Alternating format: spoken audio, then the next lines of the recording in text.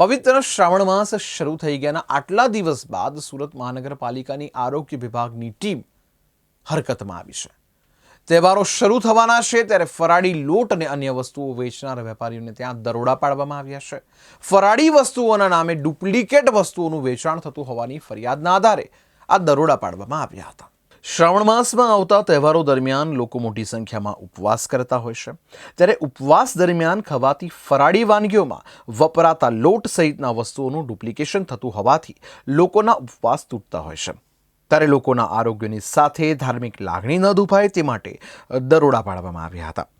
પાલિકાના અધિકારીએ કહ્યું કે સુરતના અલગ અલગ ઝોનમાં 6 જગ્યાએ તપાસ હાથ ધરવામાં આવી હતી।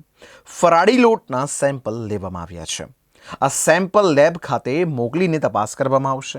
જો તેમાં કોઈ ગેરરીતિ જણાશે તો આ સંસ્થાઓ સામે કાયદેસરની કાર્યવાહી હાથ ધરાશે। આજે શ્રાવણ મહિનામાં લોકો ઉપવાસ કરતા હોય છે, તેને અનુલક્ષીને શહેરના 8 ઝોનની અંદર 8 જુદી જુદી ટીમો બનાવીને વહેલી સવારથી આજે ફરાળમાં ઉપયોગમાં લેવાતી ખાદ્ય ચીજ વસ્તુઓના તેમજ ફરાળી લોટના સેમ્પલ લેવાની કાર્યવાહી કરવામાં આવી રહી છે। સાહેબ, કયા પ્રકારના ખાદ્ય પદાર્થો લેવાય છે? દરેક પ્રકારના ફરાળી લોટ, રાજગરાનો લોટ, સિંગોડાનો લોટ જેવા અલગ અલગ પ્રકારના ફરાળી લોટની સેમ્પલ લેવાની કામગીરી કરવામાં આવી રહી છે। શું કરાશે પછી આ સેમ્પલ લઈને પબ્લિક હેલ્થ લેબોરેટરી ખાતે ચકાસણી અર્થે મોકલવામાં આવશે અને જો લેબોરેટરીનો રિપોર્ટ નેગેટિવ આવશે તો તે વિક્રેતા ઉપર કાયદેસરની કાર્યવાહી કરવામાં આવશે।